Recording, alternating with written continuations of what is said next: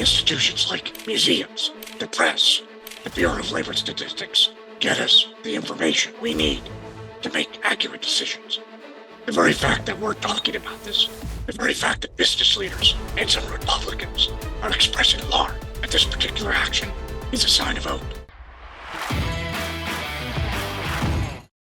We're dealing again with presidential umbrage and presidential outrage.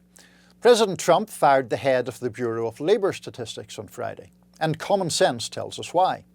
The BLS had produced job statistics that Trump didn't like. Specifically, the Bureau found that just 73,000 new jobs were created last month. It also sharply revised downwards its estimates of job growth in the previous 2 months. Now, there is zero evidence that the figures were manipulated, and the narrative that Trump has put forward to justify Erika McEntarfer's firing is false. He contends that the Bureau issued a glowing jobs report right before last year's election aimed at helping Kamala Harris, and later revised those numbers downward. That's the reverse of what actually happened in the last jobs report before the election. It was a bad report for Biden and Harris, and it was later revised upwards. In any event, Trump's actions in firing the commissioner are stoking wider worries about truth, data and facts, and about a president who is often hostile to all those things.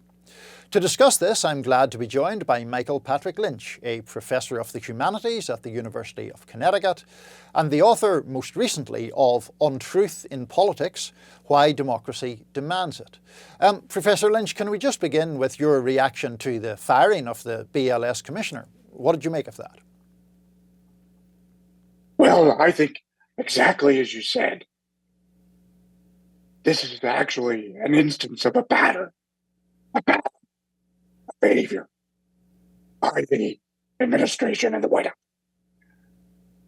It's a pattern that consists in an attack on what we might call the infrastructure of knowledge that is so essential to democracy. It's an attack on the methods, the means, the institutions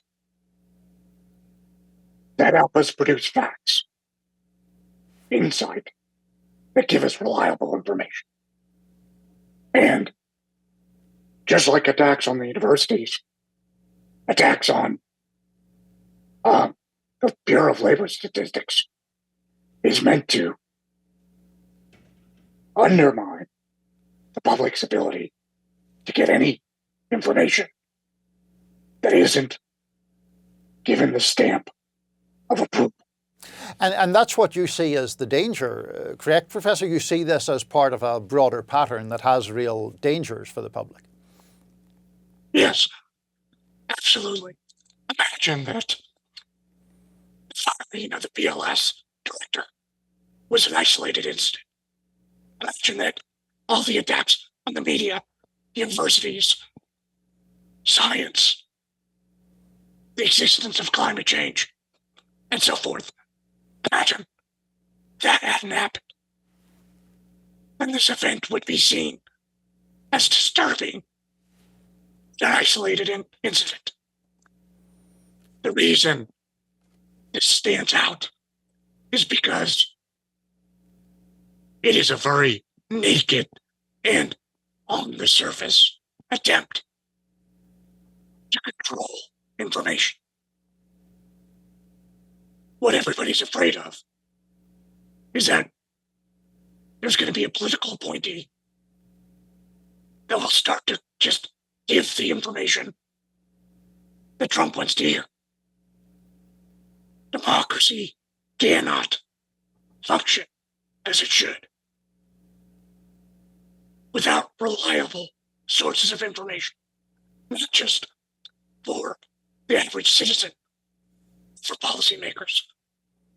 We all know this. It's not rocket science. But it's easy to forget. It's easy to forget that boring institutions like the Bureau of Labor Statistics are actually essential, to use that word again, to democratic practice.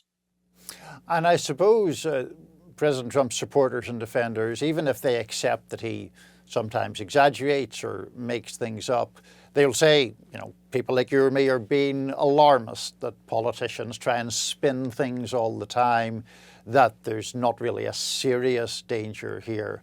Obviously, you don't agree, but how would you address that argument? What would you say to those people? Well, I do think that I think all of us would agree that politicians spin things. That's what politicians do. That's what human beings do. But there's a difference between taking some numbers you don't like and trying to cast them in a good light, saying that, well, they don't really reflect these other facts that you think are salient. There's a difference between that and simply threatening to actually make up the numbers. Let me put it this way. The American philosopher John Dewey, in 1941, said that words never meant as little as they do today. He was talking about the threat of fascism and authoritarianism. And he was speaking during World War II, while the war was raging and the world was burning.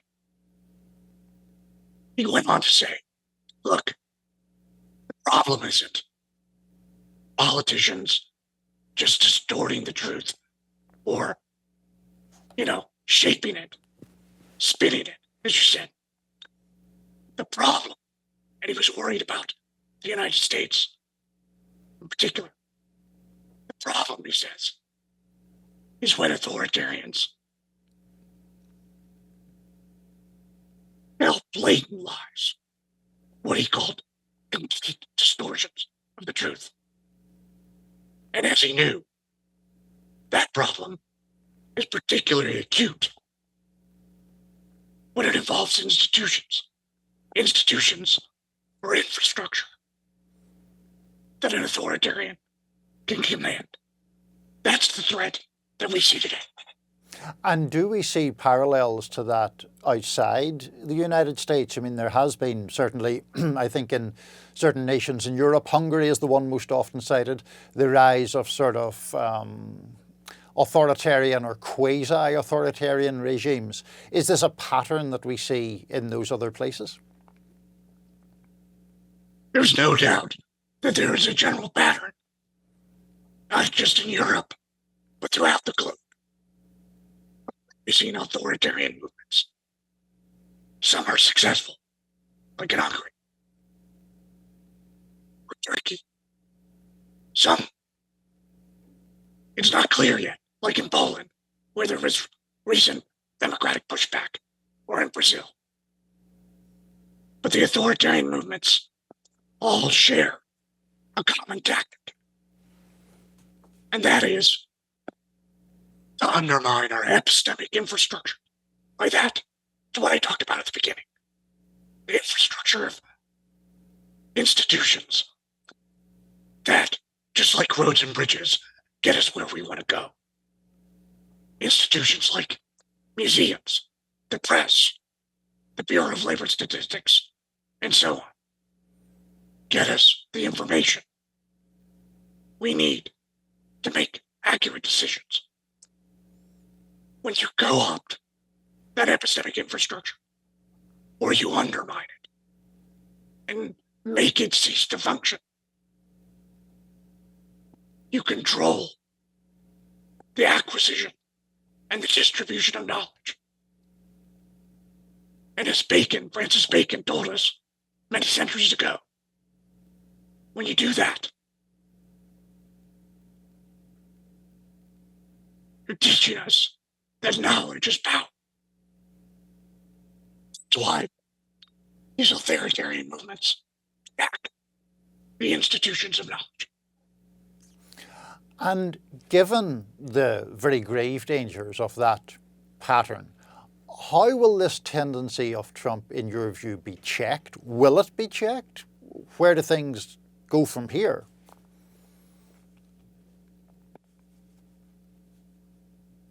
Would be checked. Once the epistemic infrastructure is undermined, there's nothing left for the people but the people. The institutions that I've mentioned exist very much to be checks on authoritarianism, which is why, to me, authoritarians always attack those institutions. If those institutions are undermined to the point of being unable to function or function accurately, then only democratic resistance is left. But hopefully it won't get that far. The very fact that we're talking about this, the very fact that business leaders and some Republicans are expressing alarm at this particular action is a sign of hope. What we can hope is that this sort of pushback, this sort of explanation of why warring again is necessary, bureaus like the Bureau of Labor Statistics are important.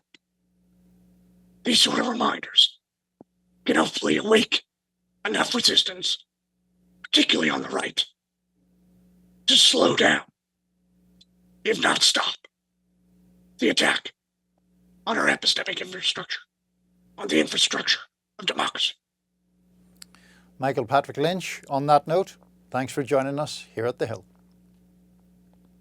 Thank you so much.